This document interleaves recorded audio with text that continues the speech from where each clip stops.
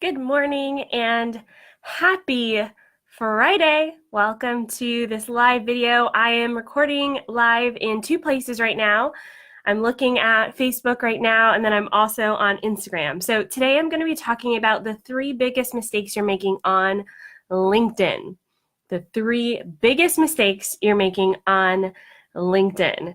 Now, if you're on LinkedIn, drop a yes in the comments below or in the Instagram comments. If you're not on LinkedIn, drop a crying face because it's really sad that you're not on LinkedIn. But I understand. If you're not on LinkedIn, put a little crying emoji. If you're on LinkedIn, I want a big fat yes. Even if you're watching the replay, I want to know what's up with LinkedIn.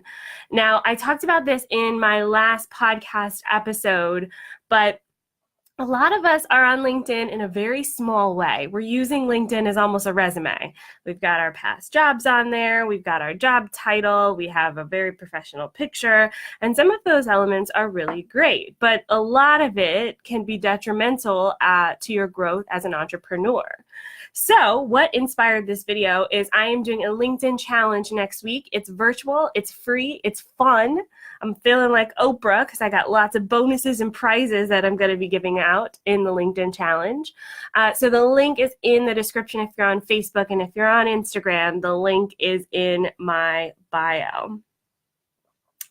So, hey guys. Hey, Nadia and Elise on Instagram, welcome. So today we're talking about the three biggest mistakes you make on LinkedIn. Now, one thing I want to address before we dive into the mistakes is that LinkedIn is a very great platform if you're an entrepreneur, if you're a business that sells to other businesses, right? So if your business sells services, products, whether you are a business coach, a web designer, a podcast editor, all of those things are a business service that you provide to other businesses, or it could be a product if you have a company that's like the tool that I use, Social Report. The people who use your tool are other businesses primarily. So yes, LinkedIn is really great for business to business, but I also have a few ways that business to B2C, business to consumer, can use LinkedIn to leverage that platform as that sort of business. So if you're a business that sells to consumers, direct to consumer, so let's say, later in this video, I'm going to talk about if you're a yoga accessories company, people who like doing yoga, come in and buy your accessories. That's an example of what I'm talking about, okay? So there are a few different ways you can do this, which we will all dissect in the LinkedIn challenge. So make sure you're signed up for the challenge. It's free. It starts on Monday, January 21st.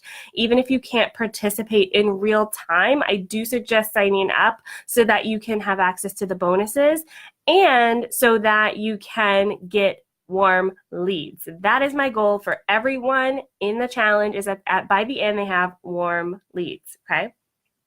All right, so today we're talking about the three biggest mistakes you're making on LinkedIn. And the first mistake, the very first mistake that I see a lot of businesses make on LinkedIn is that they are not focused on the result. So the number one mistake that businesses make on LinkedIn is that they're not focused on the result. So here's an example. If you are looking at a fitness program, it's that time of year. We're all want to get healthier. I know I'm going on a little bit of a diet myself, cutting back on salt a little bit because my blood pressure is too high. But when we're looking at fitness, like the fitness industry, let's say there's a 90-day program. When you're looking at that sort of industry, they're really great at focusing on the result. So at the end of the 90 days, you're either going to lose 10 pounds, you're going to feel better, you're going to detox, whatever the result is, they're really great at marketing that result. What they don't do, you won't see a fitness program that goes, okay, we're going to eat broccoli for 30 days. You have to work out every day. You have to get up at a certain time, or that sort of thing. That's the steps you have to take to get to the result. So focus on the result. That's the number one mistake I see people making on LinkedIn, is that on their LinkedIn profile, they don't have the result anywhere. They just talk about what they do without telling a story of transformation. Okay, so during the LinkedIn challenge, that's going to be our first focus, is identifying the result that you help people get and showcasing it on your LinkedIn profile. All right, the second mistake that I see businesses make on LinkedIn is that they're not showcasing their expertise. So you're not showcasing what you're good at. You're skipping out on sharing all the awesome things that you do. And this can show up in a number of ways on a LinkedIn profile. It can show up in your About section. It can show up in your individual job sections. It could show up as a recommendation. All of those things showcase your expertise. So in the LinkedIn Jumpstart Challenge, we are going to showcase your expertise. We're going to put it front and center. And one example that I like to use is Amazon.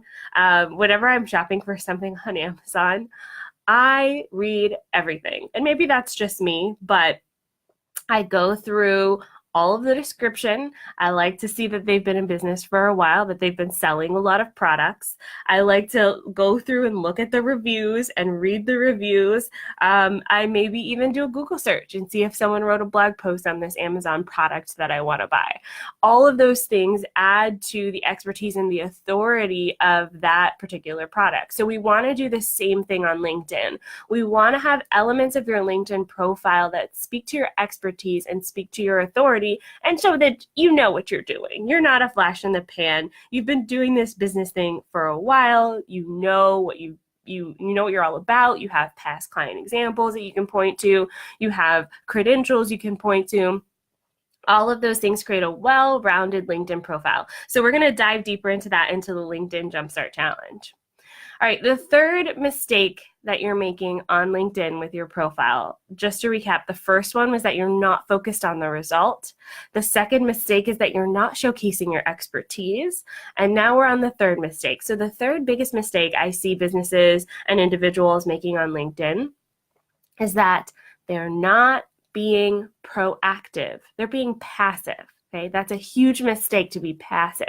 And for those of you who've been hanging out in my world for a while, know that I love using the dating example.